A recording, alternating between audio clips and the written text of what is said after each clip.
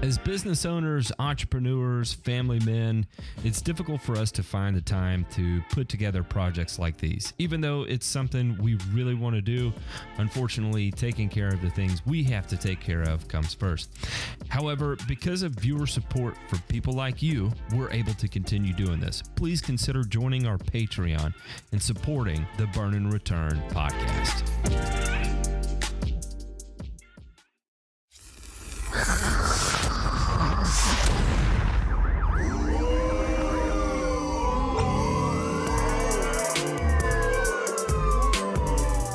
You're listening to Burn and Return, a weekly 1-hour podcast covering news from the agricultural and turfgrass industries.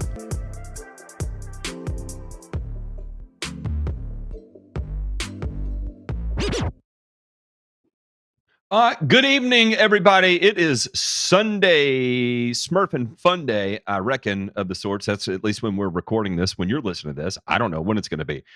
We have opted to co-opt our normal Burn and Return episode to do something a little different today because one of our patrons and a dear friend of ours, Michael Brantley, is going to be joining us.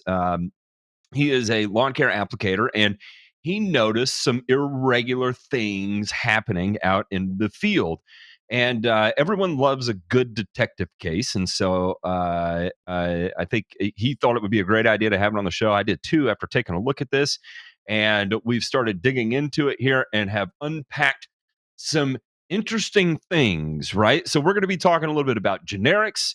We're going to be talking about name brand on patent products or things that would be considered agency priced. The differences in formulations that we're able to see, at least from a chemistry standpoint, as listed on an SDS.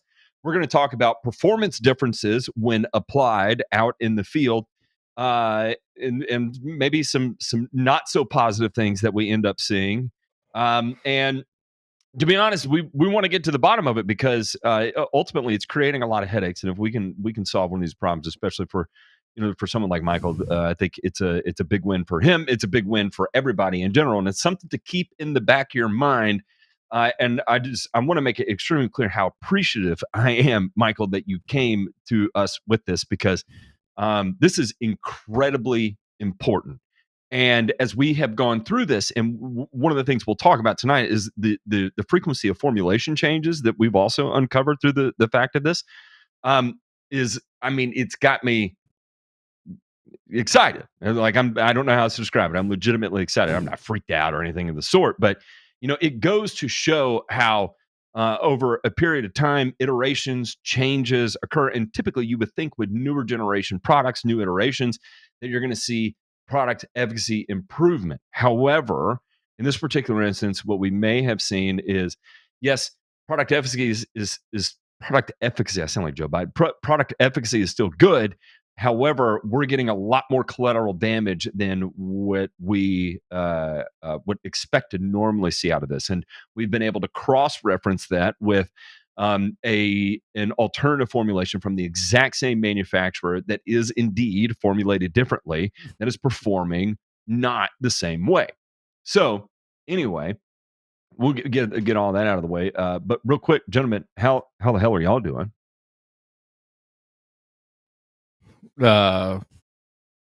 Great. I feel like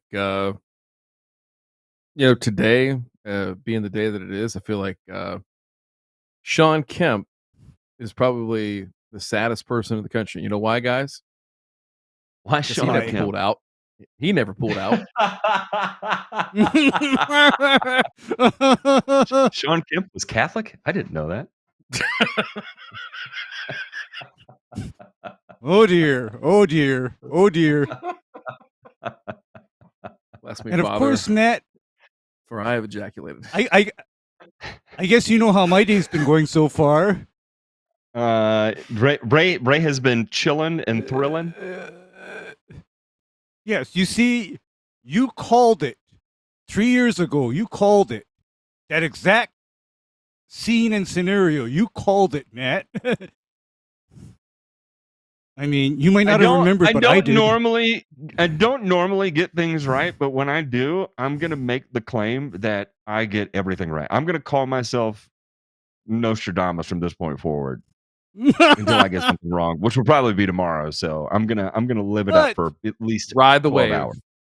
Yeah. But you see, it was not something bad, Matt. Okay, it was not something terrible. There. That's good. I don't like to make negative predictions about people I'm Yeah. close to. So, and to be honest, it's like it never comes to me either. So we'll get that out of the way also. Mhm. Michael, are you here? Are you there, Michael? I'm somewhere. There he Well, is. here, sir. How are you? Mhm. I'm in. I'm good. Alright. I'm alive. I'm good. Real quick.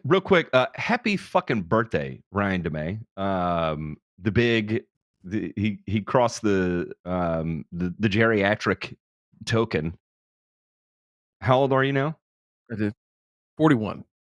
41. He did old not enough cross the to- geriatric token. He Ooh. crossed it No, by shouldn't. an additional year. That's correct. Oh, he's like 10 years behind me, Matt. 10 years, okay? Remember that. I'm too old to remember being young, and I'm too young to be old.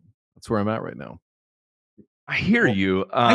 You're the same age as my wife, right? And I'm 37. I'm married an older woman, and but I'm not going to pretend like you're my wife though. So we're just going to go ahead and get that out of the way. I hope not. no matter how you try to coax me with your sultry words and poetic vernacular, you're not going to trick me, DeMay. Somewhere there's a nexus of cunnilingus there, and I'm okay with it.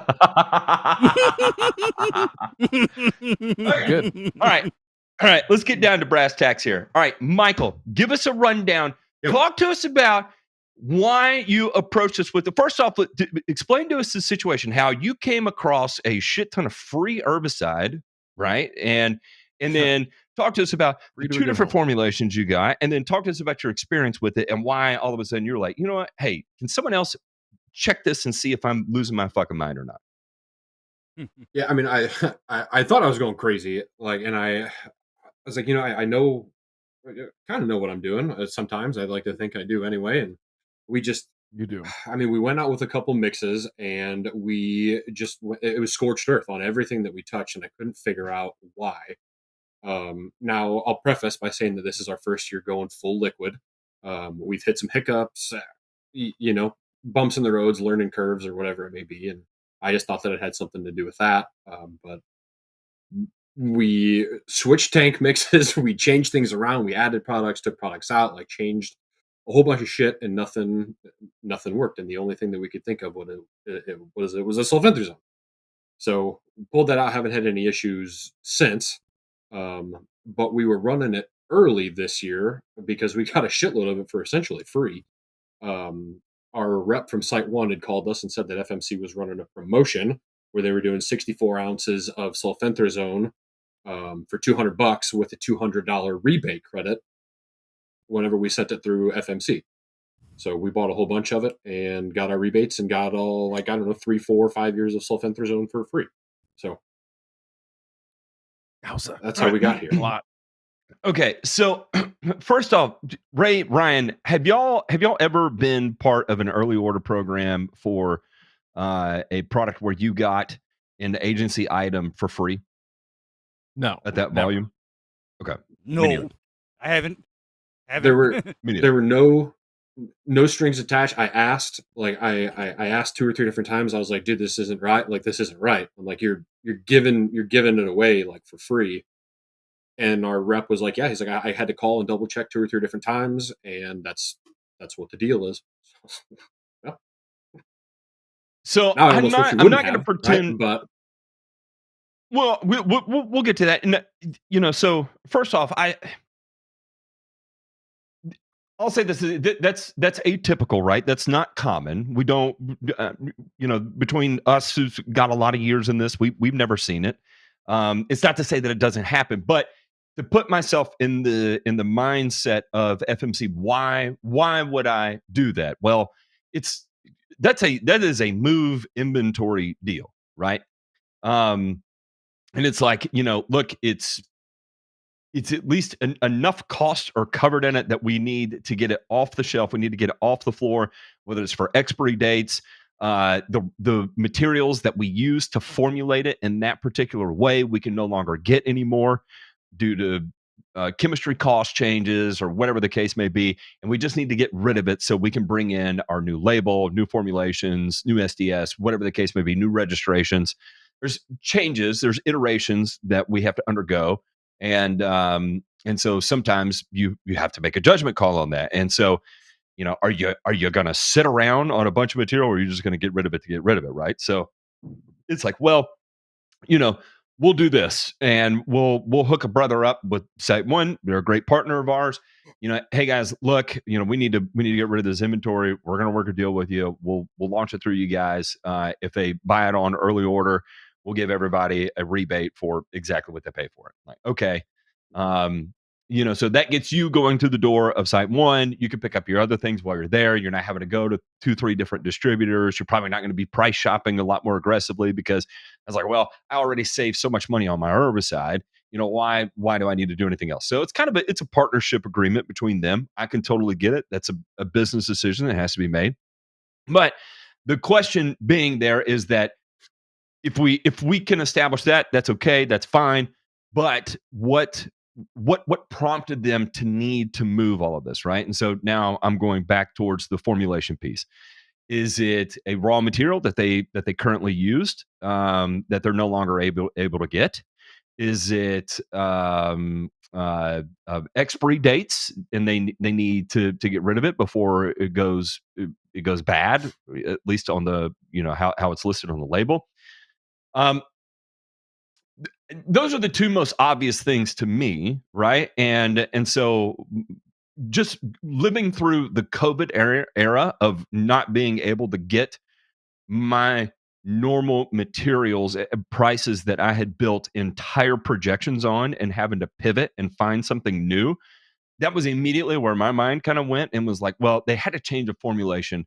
And so they have to dump all of that inventory so they can make a true swap, right? So that way they're not selling two different batches, and then the inventory management and then product traceability gets to be a nightmare.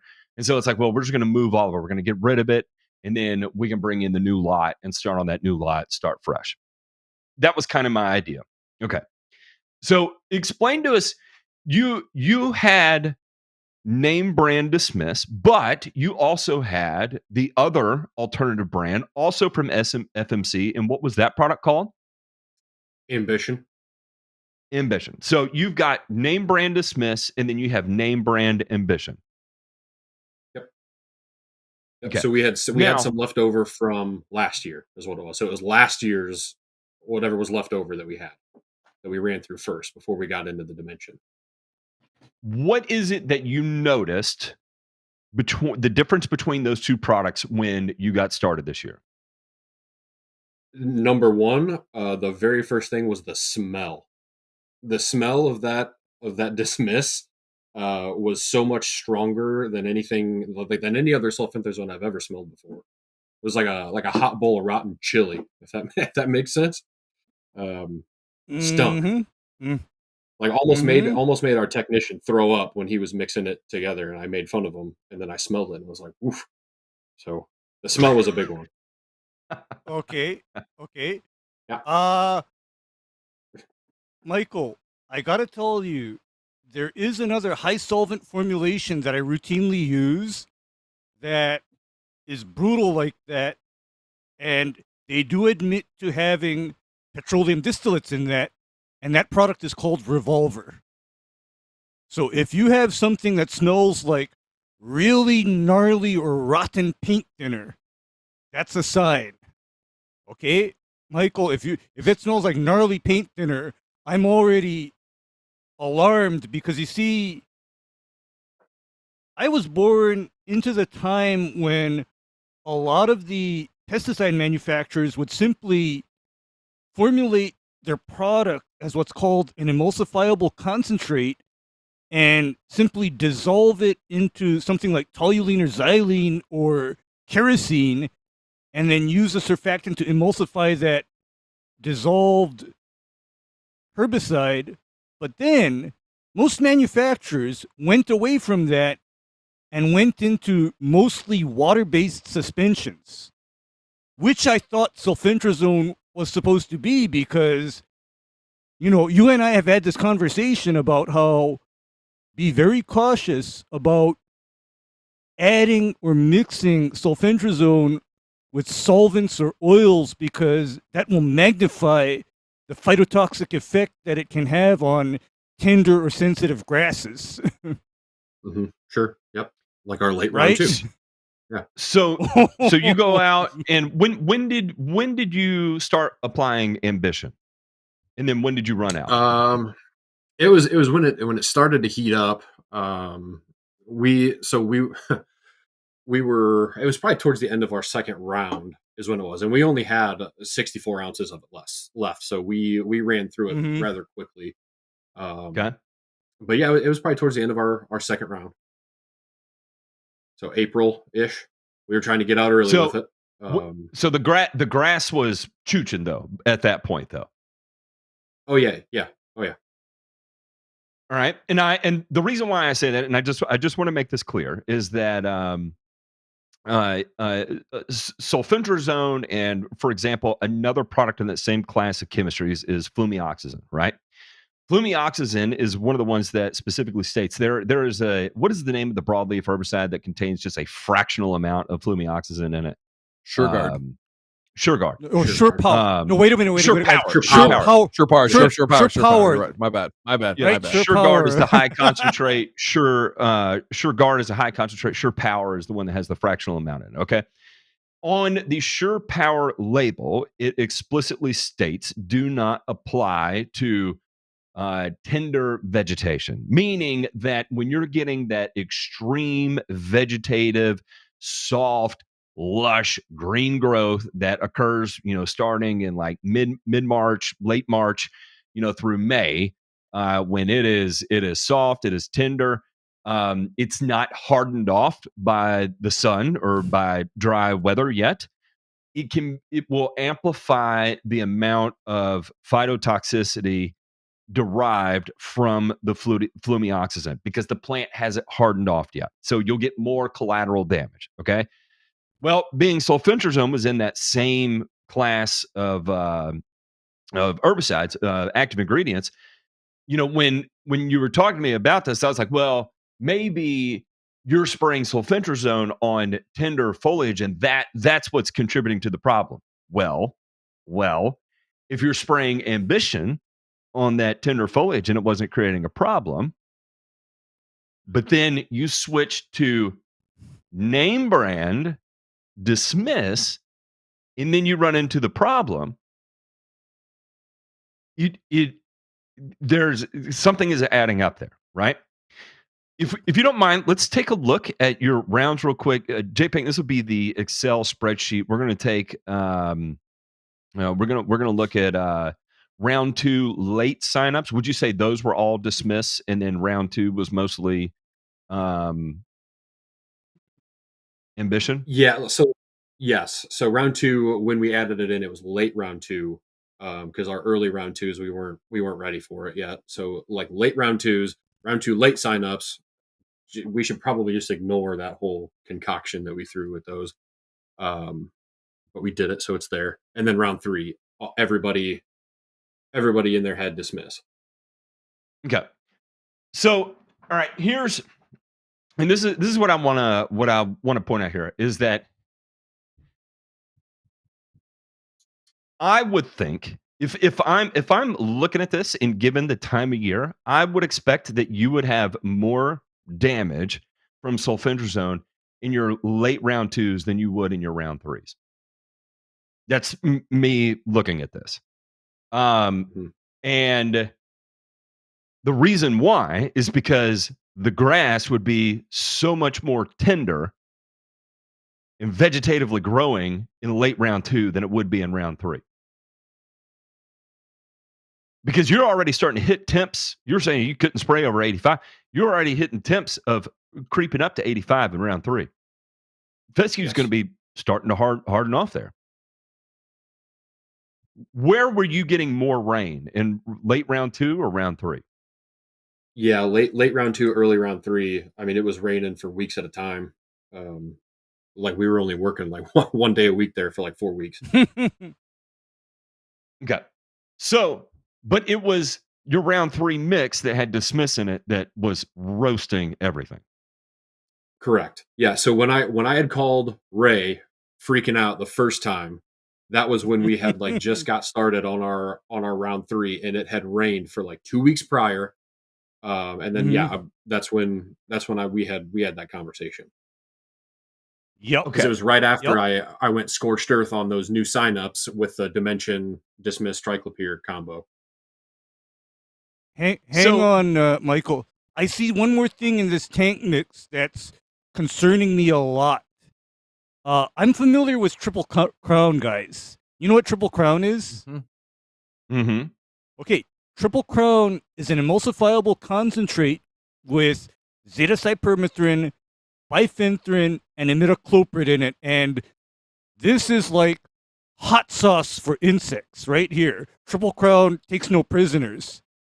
But Triple Crown is still an emulsifiable concentrate containing a lot of solvents to keep the insecticides in solution. So, you know, I'm looking at this Dismiss plus Triple Crown, and that would be a mix that I'd be afraid to spray on a cool season lawn in late spring, early summer, because again, I'm thinking about how my FMC guy, when Dismiss first came to Hawaii, he warned me. He said, you tank mix Dismiss with any kind of solvent or surfactant, the damage that's created is on you. And fortunately for me, Bermuda grass is tolerant, C. sharpaspalum is tolerant,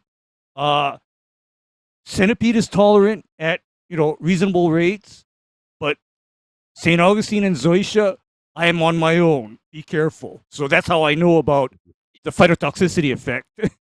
Yeah, and see, so none of this is explicitly clear, right? You had an FMC rep tell you, if you were just scanning these labels, there's a lot of connecting the dots you have to do to put that together because it's not explicitly stated, okay? And I mean, like, this is one of those shower thoughts that would just, on a happenstance off chance, might creep into your mind 13 years down the road, right? Like, you're not going to read these two labels and all of a sudden be like, interesting.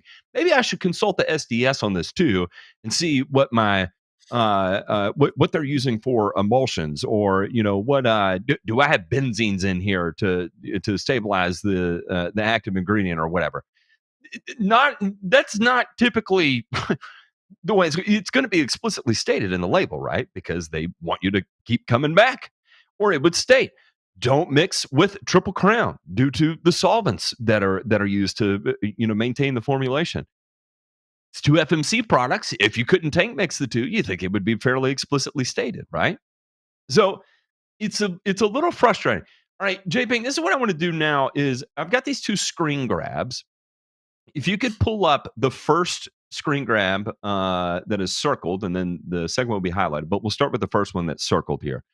And this is, I want to make it clear that this first one that we're going to be pulling up is Ambition. Okay, this is not the name brand Dismiss. Right now, this is Ambition, and this is off the SDS. Okay, so we're looking at the composition and information on ingredients. So they give the cast numbers, they give you a range. The exact amount is considered a proprietary formulation, so they're not going to tell you what the exact amount is, but they give you some broad ranges. And a lot of times why they're doing this is for safety data, right? It's a safety data sheet. So that way, if you're at the hospital or something and you claim that you've had herbicide exposure toxicity, they can take a look at this and then they can figure out, well, is it the herbicide? Is it propylene glycol? Is it butanol? Is it toluene that you had some sort of allergic reaction to, or whatever the case may be, right? So that's why it's the safety data sheet. Okay. Here we have sulfentrazone, we have propylene glycol, toluene, and butanol, right? And then we can see what it is. Ray and I were talking about it before we came on the show here. Propylene glycol, it's a synthetic alcohol. It has several different use cases. It can be used as a solvent to hold certain active ingredients. It can be a humectant, meaning that it is going to attract water. It'll keep things wetter longer. It's also a thickening agent. So it's going to take something that may be incredibly thin and thicken it up, especially if you're using like petroleum distillates like toluene or butanol in it. It can help provide a little bit more viscosity to the formulation. And that viscosity sometimes can help prevent settling that can occur of the active ingredient. You know, if you've ever seen layering in your herbicide bottles, if they sit for a significant period of time, right? Something adding a thickening agent like propylene glycol or cellulose or polyvinyl alcohol or some sort of thickening agent may help prevent that, right? You can use guar gum. There's lots of xanthan gum. There's all kinds of different ones that you can use. They're using propylene glycol here, probably because of sulfentrazone's ability to remain either dispersed in alcohol or remain soluble in alcohol. So anyway, that's what it is. And then you have toluene and butanol. Now, both of these are going to be solvents, right? These are like petroleum-based solvents, and again, xylene, toluene, somewhere in that benzene. It's in that family, right? And they're extremely strong solvents. These are the things that when you open up an herbicide and it smells like gasoline from time to time or paint thinner, it can kind of have that effect on your nose. Or you pour it into a tank with water and it turns cloudy immediately. A lot of times this is what one of the formulations components is that is going to give it that cloudy color when it mixes in water, right? So we see the percentages, 5 to 10% propylene glycol, toluene, and butanol, somewhere between 1 and 5%, and then 39.7, roughly 40% of the sulfentrazone. Okay, this is Ambition, so this is going to be like their generic version of Dismiss. Now, while I was talking to Michael on Friday, I pulled up the SDS for Dismiss, name brand Dismiss, and this is what I pulled up while I was on the phone with him. J-Pink, we can go to the next one now, and we're going to see some slight differences between the two. No, J-Pink, I'm sorry, it'll be the one right to the right of it that has the number 5 is going to be highlighted. Here we go, right here. Okay, so you see, we have sulfentrazone, 40%, roughly the same. Propylene glycol, 6%. We had 5 to 10 in the other, somewhere in there. We have toluene at less than 3%. Well, it's listed at 1 to 5 on the other, somewhere in there. But then it has a surfactant blend. The only difference between Dismiss, which we're looking at here, this is Dismiss, we were looking at Ambition, is that we had N-butanol. But now we have a non-classified, non-specified proprietary surfactant blend in name brand Dismiss. This was on Friday. So if it's a surfactant blend, it would not be in butanol because in butanol is one ingredient. So we know here that it is a combination of surfactants that they have in here. So there is no N-butanol as a combination of surfactants. Okay. Why I bring all of this up is to demonstrate that name brand Dismiss has an in-can surfactant in it. Like Ray was advised by his FMC rep, is that if you add an adjuvant to Dismiss, the likelihood of you experiencing collateral damage is going to go up. Exactly what Michael experienced when he made the switch from Ambition to Dismiss that now has an in-can surfactant. We started experiencing more collateral damage than he had been used to, where he had been running Ambition even previously. You ran it the prior year too? Mm-hmm. Yep. Okay. So hotter than we did this year, and low volume. So if that makes a difference, it's giving you everything. Yes, absolutely. Low volume, higher rates of sulfentrazone in the Ambition formulation. I would 100% be convinced that you are going to burn and return that lawn. that would be. I would leave that if I was spraying that mix. I would leave a note on a sheet of paper and tell the customer, I am smoking your shit. It'll be back in 2 to 3 weeks. that would be the note I would leave, right? Yeah. This is You were an getting away official with burn and return. Yeah, this is an Yeah. official burn and return. But okay, Matt. You know when a manufacturer says a surfactant blend and it's not specified, you know what that clues me into? That clues me into that they added generally regarded as safe, non-OSHA regulated non-ionic surfactants. That's what that tells me when somebody says a non-specified proprietary, because you see, if your surfactant is not considered toxic or hazmat, you are allowed to call it a not classified, non-specified proprietary surfactant blend. You are permitted to do that. Yeah, you see CAS number here. There's nothing listed. There's no EC number. There's no EC class. So this would be considered 25B exempt is what they call that. And so if it's 25B exempt, it's non-hazardous. Some of the things that fall into 25B exempt would be like sodium lauryl sulfate, for example. I think sodium benzoate falls into that. There's a few different options that you can choose from that have surfactant-like qualities. There's even some oils that you can add to it that are going to have surfactant-like qualities. What's interesting is that you immediately notice a smell difference as well, going from Ambition to this. You didn't notice it as much with Ambition. You went to this and you did notice it, right? So, in my opinion, in fact, actually, JPEG, I'll tell you what, I will pull up a 25B exempt list and see if we can go through here. All right, we got an eligible active ingredient list. Let me do this. All right, I'm going to download it. I'm going to send it to you. I am abusing JPink tonight. I'm sorry, JPink. Thank you for dealing with my horse shit. So we'll take a look at this here when he gets it pulled up. And I these are the types of things that you can add that you don't have to list. You can just skirt around what exactly it is because of it's considered, non-hazardous. It could be used as a pesticide. It could be used as an enhancer of sort. But we see all kinds of different oils, right? Like castor oil, cinnamon oil, cedarwood oil, clove oil, citronella oil. We can keep going down. I think we'll see probably some more consistent things.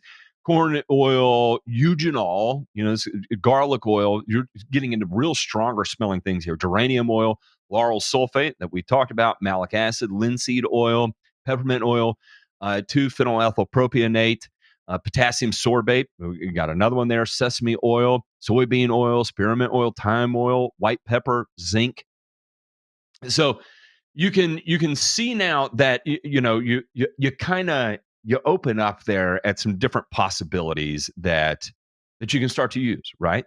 So when we see this surfactant blend on this label, it could be one of these. It could be at low enough concentrations. It may be something else that's not on that list, but kind of gives you an idea of thinking outside the box that it may not be just a lauryl sulfate that went into it, like a shampoo, source of traditional, anion or non-ionic surfactant. But there could be another oil in it too for emulsification purposes to try and help the sulfentrazone stay suspended once you dilute it into your tank mix, right? And this one, you notice had a particularly strong smell. You said it smelled like rotten chili, right? So yeah. That to me is I'm moving away from like a petroleum distillate and I'm moving into more of like one of these fragrant oils that we see here. What is it? I don't know. I'm not. We need Timmy over here, the sommelier, to come tell us exactly what what those notes would be to be able to figure it out. We need big Somm energy to solve this riddle. Yeah. We need somebody to basically take a whiff of this and dissect all of the odor notes here. I mean, actually, I know who would be good at this. Believe it or not, any of our serious bourbon drinkers, like Busy Beez, for example. No, I'm not kidding. I'm not joking about that. But I believe it. I believe it. But the Michael's a fact serious bourbon drinker. All right, Yeah, Rotten but Chili's pretty spot on. Michael, but take a but look then- at that 25B exempt list and try to envision those smells and see if you can match it to. Yeah. Mm. But here's what I'm going to say is that, you know, even these essential oil type products, like, you know, a lot of the essential oils. Here's what I know about essential oils. When they are in high concentrations, you know that essential oil is so overpowering and overwhelming, you will get a headache from it. You will get dizzy. You will get sick. I mean, because essential oils by nature are only supposed to exist in part per million amounts.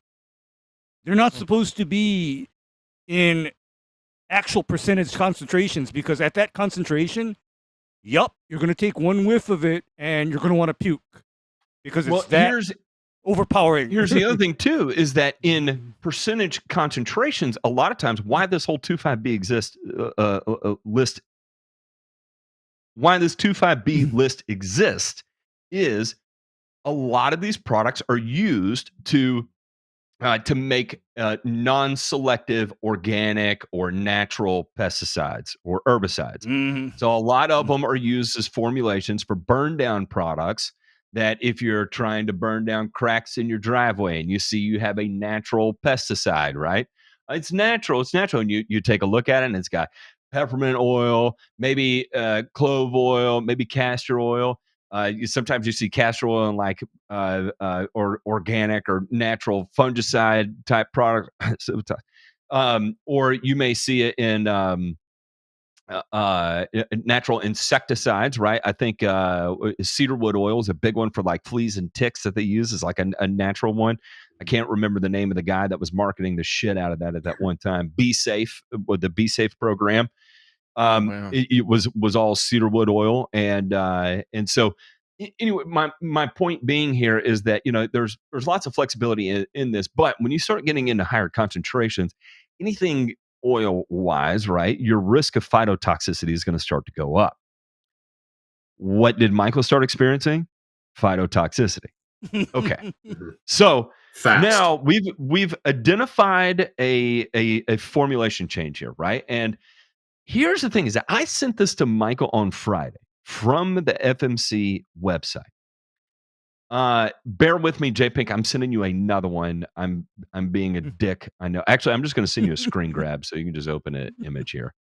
This, when I went to open it tonight, this is what came up. And the date says this is from 2021. But this is what came up tonight. This is the exact same formulation on the Dismiss SDS as the SDS from Ambition. Exactly the same. But Michael noticed a different odor, different results. Mhm. In the SDS I looked at on Friday was different. Way different. Michael was also buying an herbicide that they were giving away for free. Did they go through a formulation change? I wonder if I just run up there tomorrow and grab another bottle of the new run and like see if there's any differences noticeable. Is it going to be a new run? Like they may have just switched it out right now. They may have just shipped it out, but it's not at all the stores yet. Yeah, So it's you would not have at to all look the- at a all the warehouse manufacturer yet. date, but even if you are going by manufacturer date, you don't know when that switch took place. So I'd love to tell you that's it, and that's why I asked in the Discord if anybody was spraying. You know, this year no one was spraying name brand, just Dismiss. You know, I think Busy was spraying Dismiss NXT, but everybody was using off-brand stuff, right? So it's going to be hard to figure out. And at least I want to put it out in public. Maybe someone else is going through the same thing, but you're not going to notice a smell change that significantly between the two products if they have the exact same SDS. You're just fucking not. I'm telling you right now, it's not possible. That has to be a formulation change. So we went ahead and then we compared it to, I found an old Dismiss label. JPaint, this is going to be, we've got the top 2 images that are that have yellow on them. I'm going to the one under it. I sent it 905. Okay. Now we have this one. This is from 2012. This is an old formulation. You see the SDS number 6304A, the version 0.01. We have sulfentrazone, roughly 40%. Propylene glycol, 5 to 10%. Seems to be about the same. We're going to skip to the bottom. We got toluene, less than 3%. We have 1 to 5 on the others. It falls into the same. And then here we have oxirane methyl polymer with oxirane monobutyl ester. Okay. It's listed. It is a single one. Suspension agent, Matt. That's simply a suspension agent. And I don't see oils or surfactants. And by the way, I'm just speculating off the top of my head what happened. And in that, you know, this old formulation of Dismiss, Matt, you know what its fault was? This shit would brick up in the bottle as soon as you opened it. You open the bottle and you only partially use it. The next time you come back to that bottle, it would be a brick at the bottom of the bottle. I'm suspecting I remember that. Maybe FMC caught too much heck about their product. You know, too many complaints about, hey, I have a half-open bottle of Dismiss and now it's trash. I mean, what? I mean, I think what they might have done is they might have upped the amount of solvents and essential oils. Because, by the way, you know, essential oils in and of themselves, essential oils are excellent solvents in and of themselves. So, hell yeah, you know what? They probably threw in a whole bunch of essential oils and it's like, okay, this will stop this stuff from hardening in the bottle. This will fix it. But here's what I know about essential oils as well. Remember what I said about them being solvents? If you were to mix, say, clove oil or cinnamon oil with a herbicide, what would happen to that herbicide is that herbicide would become way hotter than just a water mix of that herbicide. Yeah. One of those old spray adjuvants that have a shit ton of oil in them, like Hot Shot, I think was an old one that I can't remember. Well, Matt, I remember one that I used to get from my nutrient guys called Herbimax. And Herbimax was special because Herbimax was straight up almost gasoline. You know, straight petroleum. But in my day, I used to combine that with a lot of Basagran, 2,4-D, and Simazine and burn stuff. Okay? Yeah, I bet. I would knock stuff down with that. But I'm just saying that in Michael's case, there are probably solvents in his formulation that he's not expecting to be there. That's at this point the conclusion that I'm coming to. So now we've got 3 different formulations of Dismiss. Okay. Now let's take a look. We're going to look at 2 more. We're going to take a look at a QualiPro formulation, and then we're going to look at a Prime Source Select formulation. So JPink, if we can look up QualiPro Expel, and this is a generic, right? You see here we have approximately the exact same amount of sulfentrazone. We have 2 very, very, very fractional components here. 0.5%, less than 0.1% of solvents. And in this particular instance, the 1,2-benzoisothiazoline is a molding product. It's going to keep it from degrading and developing like bacteria and stuff, a bacterial side. Benzothiazoline is nothing more than a mold and antimicrobial agent. It's not because, by the way, guys, this product is added to shampoos and cosmetics to prevent the product from growing mold in it and bacterial contamination. That's all this is. Mm-hmm. So we have to use it with granules too. Like if we're going to ship a granule that's going to be between like 8 and 12% moisture, a lot of times we use this so that way it doesn't mold in the bag. Right. And then a fatty alcohol ethoxylate. Again, this is going to be used as a solvent, right? And I think an easy thing that people may have used before, if you've ever used a natural Another insecticide is going to be a natural burn down product is going to be a soap of fatty esters. I think people have seen that before. It's a quick burn down product. I think you'll see it in some like over the top fatty ester sprays for like white flies and shit on sensitive vegetables. So again, we're talking about oils here. Effectively, it's not exactly an oil, but think of it as it's another solvent, right? So anyway, this is going to be another formulation. This is going to be a formulation for a generic though. So now, J-Pink, we're going to go to Sulfentrazone 4SC Select.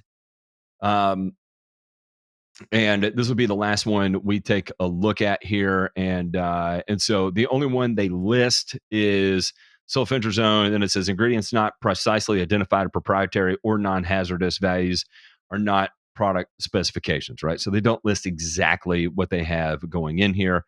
I can tell you that because these are generic products, are probably not going to be using a lot of the higher dollar stuff that you're going to see in, say, for example, name brand Dismiss. So I would say it probably looks more similar to the QualiPro formulation than it does anything even remotely close to the Dismiss formulation. My point being here is that we've looked at 3 individual formulations for one product being the actual product Dismiss. We've got 2 generics that look nothing like it. We have a generic of Dismiss that called Ambition, also manufactured by FMC, that has a matching label to one of the labels of Dismiss, but it has a non-matching label to 2 formulations of Dismiss. Okay? Why I think it's important is that I want to stress the importance of paying attention to all the little details. And Michael, if you had not been on top of it, like how easy would it have just been to just be like, well, we just fucked up. And then you tell the customer, I fucked up. I didn't calibrate correctly. I didn't do this. I didn't do that. But you didn't. You stuck to your guns. You said something is not right here and we need to figure this out. And you did an excellent process of elimination to figure out what the fuck is exactly happening. And then come to find out, it would be extremely difficult to convince me from this point that there is some sort of formulation change, some sort of formulation issue that is contributing to the problems that you've gotten into a routine of using a product. You're following the label as it's stated in the label, and if you don't have the knowledge to analyze the SDS, who's going to analyze an SDS? Who's going to do it? A product formulation guy like me might, a medical professional might, but even if I'm looking at this SDS, I'm not thinking about herbicide damage. Like if I'm a tech in a lawn, I'm not looking at an SDS. That's insane. If I got a wild hair up my ass and I'm taking a deuce, maybe then I would look at it. Or if I noticed a smell or something, now you know. You didn't know up to this point. Now you know, right? And so it's one of those things that you can file away into the back of your head. And that's why I wanted to bring it up tonight, is that how many times does this happen to people out in the field where you open a new container of something, it smells different, it looks different, your results are slightly different, and you don't know why. You take the blame for it. You eat crow to your customer for it, when in reality, something's changed that you were not made aware of. The only thing you know is that you got a great fucking deal on the product. And those are the kind of deals that you need to take. Like those are once in a lifetime type opportunities, and you did exactly right by seizing that opportunity. You did your due diligence. Are you sure about this? Are you sure? And even your rep was like, yeah. In fact, it freaked me out so much, I even called about it.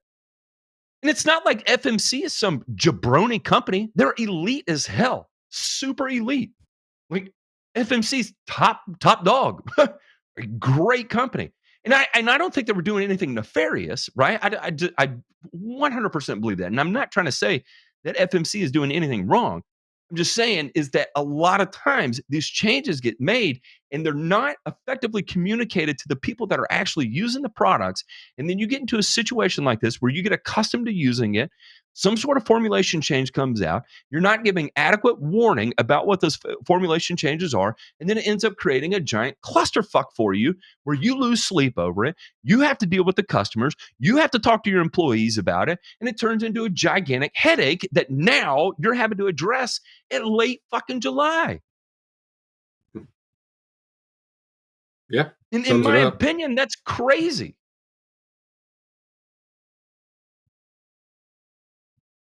I don't know. And I just want to make this clear. I am playing armchair detective on the internet, but I will stand on this quite strongly, even if just purely from the standpoint that there's a smell difference. There is some sort of formulation difference between the products that you've been applying, even though the label states exactly the same. And even the current SDSs they have listed on their website are exactly the same. You did not experience the same product back to back when you made that switch. Now, here's the $1 million question, gentlemen. You've got 5 years of inventory of this sulfentrazone. The fuck do you do? You're gonna have to go out early with it and do the old Mad Martin preventative program, right? He did. Okay. But when he switched to the new dismiss, everything I'm saying from go out the earlier. second Earlier. I mean, what else do you do? Oh, you're saying like February, March, April? Nah, maybe not that early. Yep. Yes, actually that's early because I think, in this situation, the only way you can safely use this without causing too much of a burn-in return is this cannot be applied above 80 degrees. I mean, I'm envisioning this as 2 4-ounce per acre shots in your early spring pre-emergent. Do not even attempt to use this past June. I mean, that's how I'd approach this, since I know that this product is now hot sauce. I mean, man, I'd be afraid to deploy this on a client's lawn, especially if that client is cool season turf. I'd be scared. You're saying use it more like echelon. Use it more like a prodiamine 3-way and sulfentrazone type mix early in the year, Matt, before it gets warm, because this is not something that I would lay down for post-emergent late spring, early summer weed cleanup. It's too hot. This is too hot of a product, I think, for his use. So I would use it.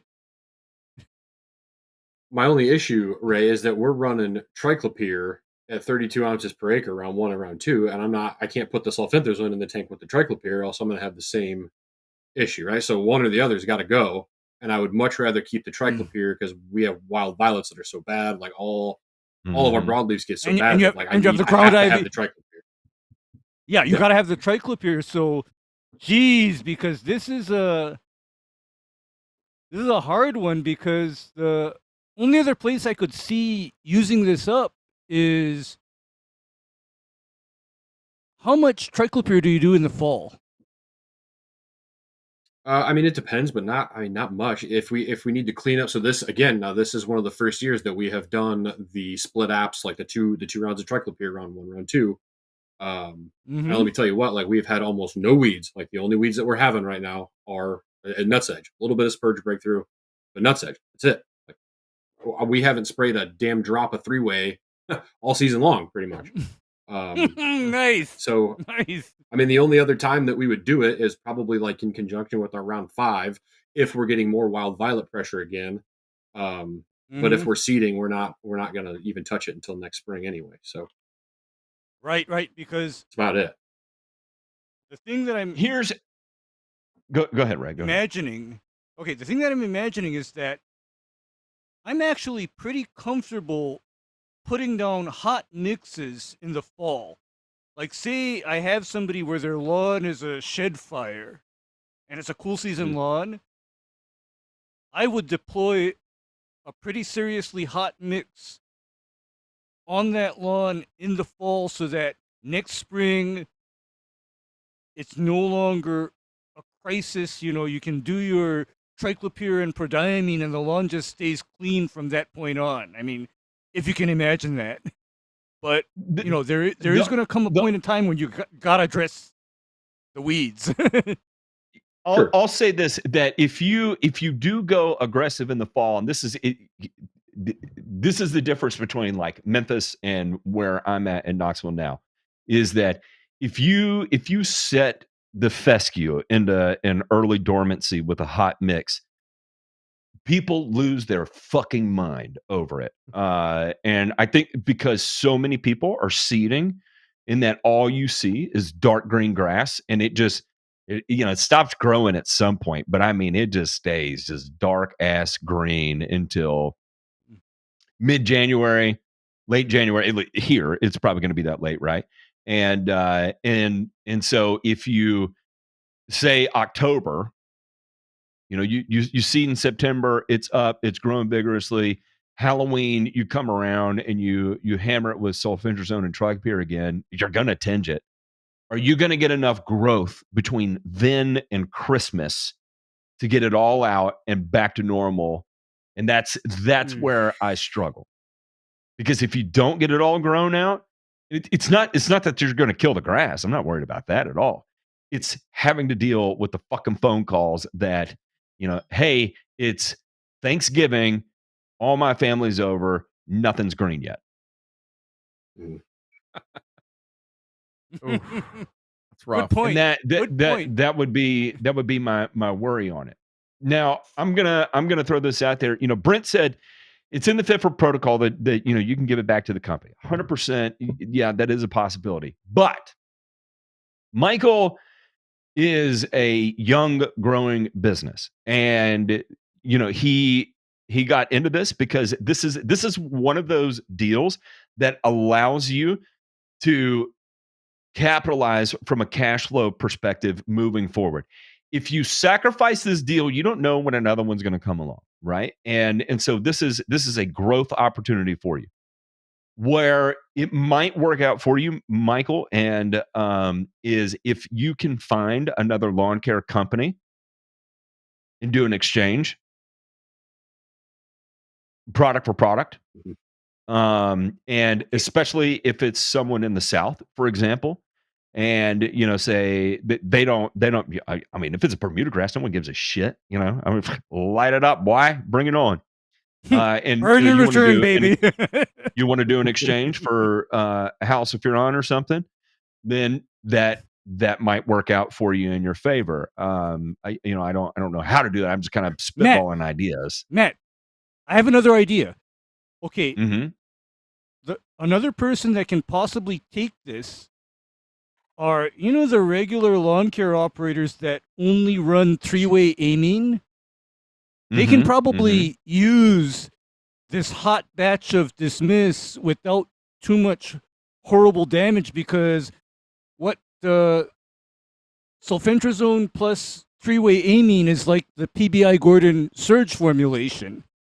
It's not too horrific. Yeah.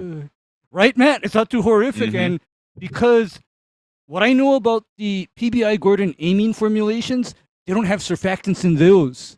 It's no surfactant in the PBI Gordon amine. So a regular conventional lawn care operator that's not coloring too far outside the lines like our friend Michael here could use this consignment of dismiss with surfactants and not fry shit. Because with Michael, I understand that it's our fault partially, because I'm the very guy that told Michael, you better start running triclopyr. It's my fault. I own that, okay? I own that one. That's me. No, I mean, I think that's a good decision to do, especially given your wheat pressure. I think that's the right call. I mean, Yeah? 100%. Like, in the results that we got from it this year speak for themselves. Like, I will never run another season without doing that, ever again. So I'll take a few burnt up yards this year. It's fine. We're cool, Ray. Okay. No, I feel bad about, telling people to do something that just ends up frying things more than they expect because, I'm used to it. But then at the same time, when I tell somebody else to do it and they're not used to it, I mean, that's just another thing because, like, my standard disclaimer with my clientele is, okay, you've handed me over a shed fire of a lawn. Nobody else is able to deal with this. I'm going to make it look like I almost killed your yard for a month. But then after that month is over, we're all good. That's my standard disclaimer with people, by the way. I'll tell you that round two late sign up concoction that we sent out, like those are some of our best yards all the way through the summer. We haven't put a drop of herbicide on them since. Nice. So, I mean, we scorched them. There was done.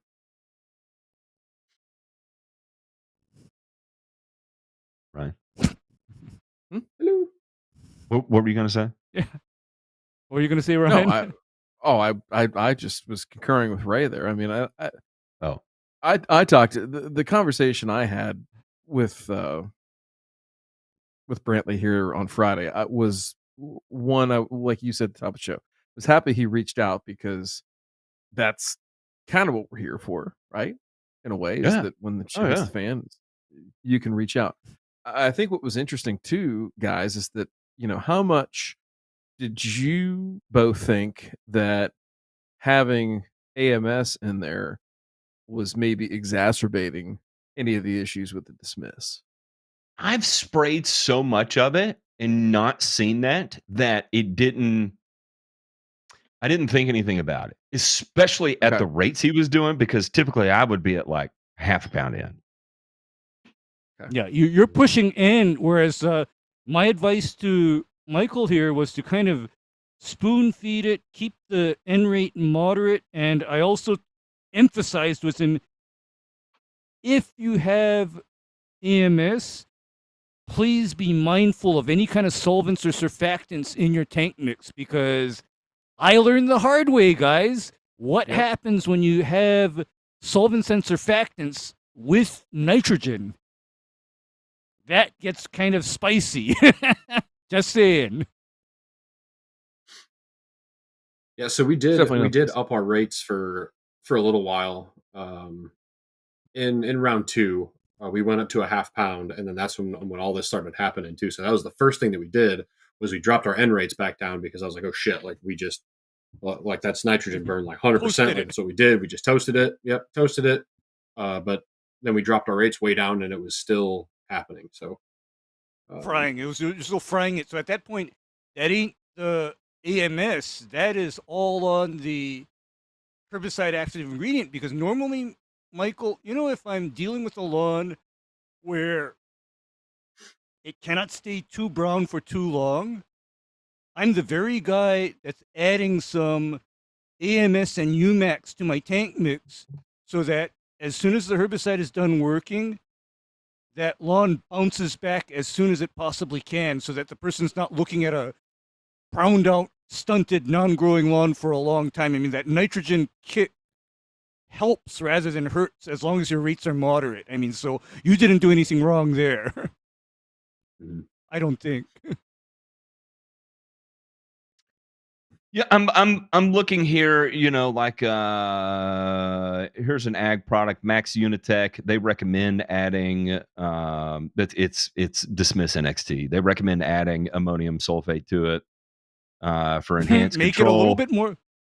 Yep, a little more uptake. Yeah, a little more weed uptake. In pre-plant no-till situations, they're saying add ammonium sulfate and a crop oil concentrate. But I'm not seeing anything specific about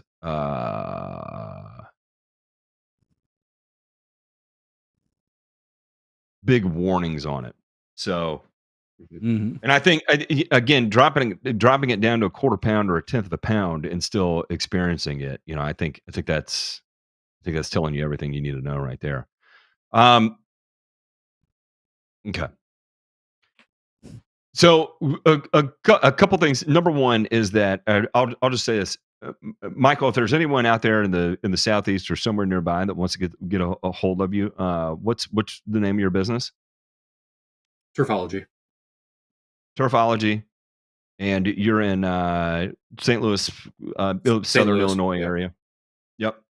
Okay. You can look that up. Turfology. You can reach out to him through his website or whatever. Go ahead and have that conversation. Maybe you can work out some sort of deal there, doing an exchange. And then shit, I don't know. You've got a lot of ammonium sulfate too. You might be able to hook them up with some ammonium sulfate as well. And then the other thing is, moving forward, is it one of those things that you try and capture early? So I don't know how familiar you are with a product called EshaLawn. EshaLawn is a pre-formulated prodiamine and sulfentrazone. It's actually a pretty high rate of sulfentrazone, so like 6, 8, 12 ounces per acre in the various use rates there. I would recommend looking at that label and thinking about what you have of this particular formulation and treating your prodiamine like EshaLawn. And I think if you are using it early enough like that, you might have to pull it earlier. But if you're using it early enough like that, I think you can still safely leave the triclopyr in the mix. But as you start getting closer and closer to those 80-degree days, right, you gotta be cognizant about getting that out, right? So that might be round 1, round 2, and then when you get into your late round 2 new signups, you're going to have to make a judgment call on which one you end up going with. So yeah, that's something. And then in the meantime, maybe leverage your inventory for exchange or something of the sort. And I'll say this too, that it might be worth showing this to your site one rep and being like, look, when you can show me this is a new batch, and you can probably do that through lot numbers that are on the containers. And let him let you open one and smell it there and see if the smell changes, and see if they would be willing to do that for you. And I think we've done a fairly good job of laying out all the information here, all the data, and then based on what you see, based on what you smell, based on the data that's in front of us, that's a fairly healthy argument that they may take into consideration, at least exchanging it for you. Maybe they won't exchange all of it. Maybe they'll exchange a portion of it. I think, that might be worth a shot to do too. And, but yeah, definitely keep us up to fucking date on how this plays out. Because this hasn't just been a learning experience for you. It has been for us. And I am 100% confident it's going to be a learning experience for everyone moving forward. I would highly just recommend to anyone that hears this, whenever you pick a product up that you're used to spraying and you notice a certain type of inconsistency out of it, I would try and find the SDS and see if you notice any differences in it. I can't say it's always going to stand out as much as this one did. Luckily, the herbicide's been around for a long time. Most herbicides in turf have been around for a long time, so you can find variations in it if you do a little Google foo. But the most up-to-date one is normally going to be on the manufacturer website. And sometimes the manufacturer website will have earlier editions of the same SDS on there too, and we'll have it nice and in a single space for you. But it's not always the case. So it's all a learning experience. It's detective work. And here's the other thing I want to put it out there as well too, that if you don't feel comfortable doing the detective work, by all means, reach out to us. This is what we like to do. So how about that? Yeah, we live for stuff like this. Seriously. Keeps us on our toes. Yeah. What else? What else, Michael? What else you got? Nothing. I got a tricky yard, but I don't have any pictures. I mean, I do, but I don't have anything ready. So, damn it. Well, I can send it quickly, but I mean, if you want, to, I'll send it right now. Yeah, we're here. I can text it. We're here. It's all on my phone. It's all on my phone. Who wants it? Send it to JPink. J-Pink is brother up. the clearinghouse here. So Get him, brother. All right. There you go. Here's some of them. I don't know how I didn't think to play this sounder earlier. We should have been using. What was it? I like the smell. I didn't think about it. Oh, Man. oh Lord. I Oh, like the That's Lord. the problem. So we just haven't been Everybody's rusty. yeah. I kind of had to start ignoring the soundboard because of all the naughty words on it. Oh God! Really? Do we have to Trouble? bleep out the words on the soundboard? Probably need to. Yes. Oh, The man. bleeps may be funny though. Get fucked. Tried to put it in there. That was It was, funny. it was directly to you, YouTube. I ain't seen the pictures yet, Brantley. They're coming. That's what she said. I texted them to you. Maybe that's why. Oh, They're still sending. Hang on. So I only have them on here. I guess I can no, you're good. email them if that's easier. I was looking in the wrong spot. They're still sending, so I don't know why. I have a soil test for this yard too, but I can't find it. Well, tell us what's been going on while we wait for the stuff to come through. Yes. So every single year, about this time of year, this yard just checks out. But only half of it. It's almost like a straight line where this thing checks out. It goes like a lime green, almost like straw color. No noticeable lesions on it for like fungus. I think I had talked to you guys a few years ago about this one. I was thinking maybe it was like some sort of a scotcha, but I just don't see it, especially like around here. But like, and in some of the pictures when you see them, you can tell the clear difference from the front yard to the backyard. And now there's just these dark runs that almost look like smoke rings. But this is the first year that I've seen it here. Ooh. Yikes. Can't wait to see these pictures. And there's nothing weird in the soil test. Like pH is okay. Like nothing was super low, nothing was crazy high. But it's every single year this happens. Would a different type of grass, like I'm talking about a different cultivar in that area, make such a difference? Where I'm just thinking out loud. We overseeded it armyworm year because this place just got thrashed by armyworms. We overseeded it then. They skipped a year, and then we overseeded it last year. And again, in the springtime, it looks phenomenal. It looks great, start green, and then about 2 weeks ago, it just checks out. And this is the first time that I've seen those. I guess you can call them smoke rings. And what type of grass was overseeded into this lawn? What did you bring in? Fescue. Okay, yeah, fescue. Yeah, that's why I was asking, because I normally associate ring type diseases with something like Kentucky bluegrass. So that's why this is like mysterious at this point, because the dead rings are like NRS, necrotic ring spot, and they're not dead, right? But like they're not dead. I don't know if have you seen the pictures yet? Have you got them? Yeah, I just got them. I just sent them off to the guys, and let me pull them up here. Here we go. Nice. Here we go. It's fairy ring. Yeah. Fairy ring. You got the fairy But ring. this is the first year that I've seen this here. Is there irrigation in this? There is.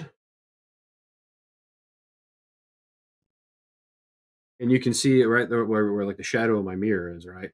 Like on that last picture. It's a little bit darker. I think there's a head there. I think you've got an irrigation leak. You think so? Leaking and then that would. lines. They say they run it all the time. I've never been there when it's running. I don't have any. Because some of these are just like perfect little circles, though. Like it doesn't match like an irrigation system. So, like, there are some.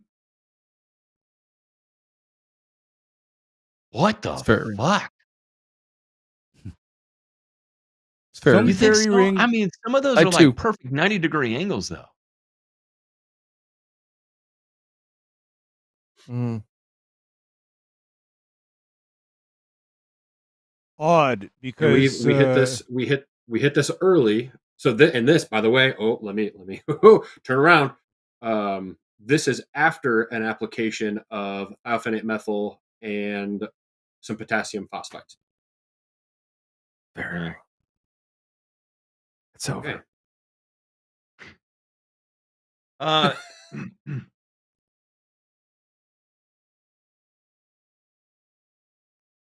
Brent asked about trees. I have no clue. We've been managing this yard for the past 3 years, and no idea. No evidence of them being there. I mean, Anytime here's the other thing recently. too. With fairy ring, hydrophobic soil is a thing, right? And if you look out across this, you can see where that color difference starts. And yeah, when you look at the full line, hang on.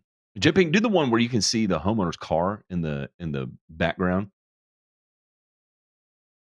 Okay, if you look right here, so as you go from the car, it's like it looks dry. Then you've got a ring. I mean, that is a definitive ring. You kind of got like this odd semicircle, a green patch in the middle, and then another. What would that be? Convex, concave, another shape, and then it stays dry until at the bottom, closest to the road, it looks like half a ring. In the center, it looks like another ring with some kind of odd 90-degree angles. And then you've got a straight line, elbow down, elbow out, elbow down.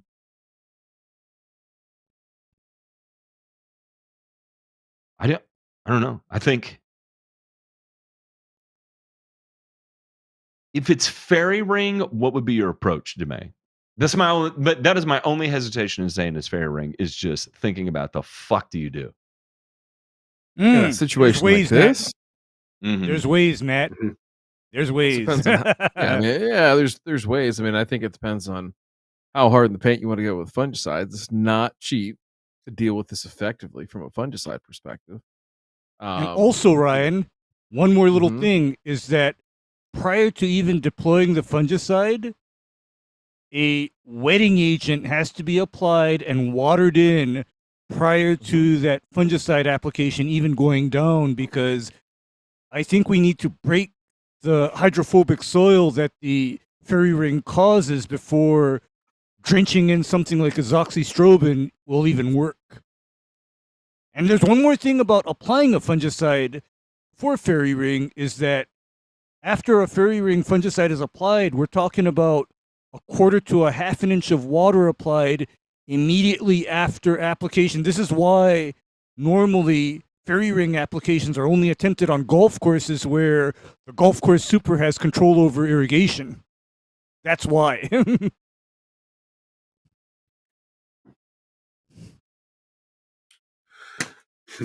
Okay.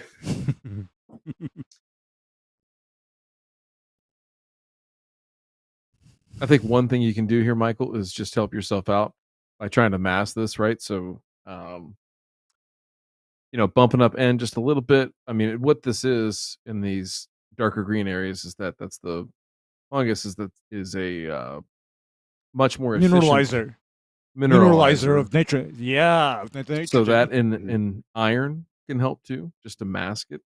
So think about maybe some special situations for this. It looks like a fairly new build area, and it looks like there's a lot of trees around here. So most of the fairy ring fungi are from wood decaying fungus. Okay. So it looks like they clear cut themselves back into the woods here and left you with the probably decent topsoil. However, it was full of fairy ring. So, fun fact, fairy ring, largest living organism in the world. There's another That's one the we other went thing and too, looked is at, that when new it's one when it's down the street. in an area and it like pops up, it's not always going to pop up in the same outer perimeter, right? Like it may start at an inner perimeter and then work its way back out again. So that's why this, like, even though you see dry areas extend much larger than where you see the rings, that's just where it's currently active. That doesn't mean that it hasn't been previously affected there too, right? Right. And again, this is the first year that I've actually seen the rings. Usually it just kind of checks out and goes straw colored. But it's always just in this front. As soon as we start down that back hill, it's fine.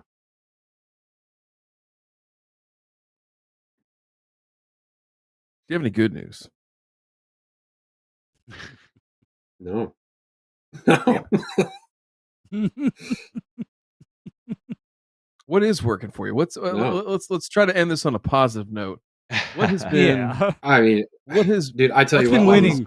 on our good yards, that AMS and that stabilizer combination is kicking ass. Like on everything that's looking good, aside from the ones that we've torched, right? But even those, they've come Not back. talking about And those now. I mean, they're so green. They are so full, and I mean, they're holding their color for so long. So we hit that dry spell, and that's when we started messing with our stabilizer rates. We upped them a little bit, but I think we went too high with them because we weren't getting any color. But now, man, they're kicking. Like I haven't put any nitrogen on my yard. Of course, I've just been slamming it with propiconazole, so I don't have to cut it. I don't think I've cut it in like a month. Yeah. But I mean, it's so green. Like I have no complaints other than what we all talked about tonight. Like color's great, weeds are down, profits are up this year. We've got more product than we know what to do with. So next year's going to be the year. Next year's going to be the year. Boys just need the clients now. Yeah. Well, real. Here's what you do is you just work on fine tuning and refining your operation first, because what I suspect will happen is, here's what has happened to me is that people see what I'm doing and then they're driving past or they're walking their dog or whatever, and they ask me what's going on, although because I'm close to retirement, I got to tell them so, right? But if I weren't going into retirement, I'd say, sure, I'll take a look at your lawn, and that can be a very good thing. But then, but otherwise I'm going into retirement soon, so that's not one of my problems. Yeah, we're all that easy. We wait for the day we can have Reyes problems, right? Yeah, we're just trying to walk that line still of which direction we really want to go. Do we want to go just balls out volume and just or slow it down and go high end? I think we're just going to go, baby. Yes. And answer is yes, but then the caveat is that I've been approached by people in the business or wanting to get into the business that see what I'm doing, and I take one look at them and I tell them, do you understand what it takes to work at this level? Do you have a clear understanding of what it actually takes? Because this ain't lawn care like what you're used to seeing. It's entirely different because, for example, on Thursday, I was kind of killing myself spending 2 hours just edging out and trimming this massive lawn. That's 2 hours worth of trimming and edging. No, Michael. 2 hours. Fuck that. Nope. Oh, and this is in a neighborhood, Matt, that I affectionately call Death Valley. Nope. How do you use that talk again? Not ever. Well, no. The Death Valley part is somebody else is not going to die I will probably die. Yeah. Yeah. No bueno. I would not sign up for that one. But I didn't know, Matt. I didn't know because you see, I first saw this lawn in, kid you not, December of 2021 when it was still cool and raining almost every week of the year, so I had no damned idea. Fast forward to 2024, and we're in the middle of what's going to be a 10-year-long heat wave. I'm dead. A little bit of a heat wave. We've got fall weather here for the next few weeks. Well, Yeah, for we've got fall couple weather here. weeks. It's looking, yeah, Looking upper 70s, looking low wonderful. 80s. Perfect. Oh, because Yeah, I'm that's looking at high 80s, low 90s, and all the humidity up until December of this year, possibly. I'm sure August. We'll pay for it all in August, but I mean, we've had some 100-degree weeks, a couple of them, but we'll pay for it again. So Yeah, you'll get it all back. But then, Yeah. But then I think for you, from the sound of it, other than this sulfentrazone mess up, I think you're doing okay. Wouldn't Yeah, you say? I think so. You're doing okay. I mean that's think what so. it sounds like, because I think you simplified your product inventory and you also are getting the results. I mean that's what I like. I mean that's the most positive thing to me, is that you simplified your product inventory and then you're getting awesome results that are setting you apart from other people. I mean, that's what I always aspire to, is what can I do that gives me the best return on investment and at the same time sets me apart from the other guys. That's my actual goal. I mean, and that was that was our big goal this year, was to save as much money as we could, right? Like to have the highest profit margins that we could, and we're doing okay. So, And getting the results. trying. next year will be. I don't even know if we're going to have to buy any fertilizer next year, to be honest with you. That'll be awesome. I mean, We'll tell really, everybody that. Mm-hmm. that'll be be awesome. I mean, All right. Well, We'll see. we're See gonna where she goes. get the fuck out of here. Thank you for coming on. Thank you for sharing this with us, especially. You can't say get the fuck out of thank here. you. Gosh. Dang it. Damn it. And seriously, I hope everybody else out there, again, let this be one of those times that you learn. I personally have never seen this. I've never experienced this, so I was super excited about it, and we wanted to share it with everybody else. I was so excited. I was hyped. I still am, clearly. All right. Thank you, everybody. We're going to jump off. We'll catch you on Wednesday. I'll message y'all afterwards. I gotta figure out if I'm getting on an airplane tomorrow or not. They just canceled my flight out of Knoxville, so I don't know what's going to happen to my work trip. But anyway, I digress. We'll catch y'all on Wednesday. Y'all have a good one. Bye. Thanks, guys. I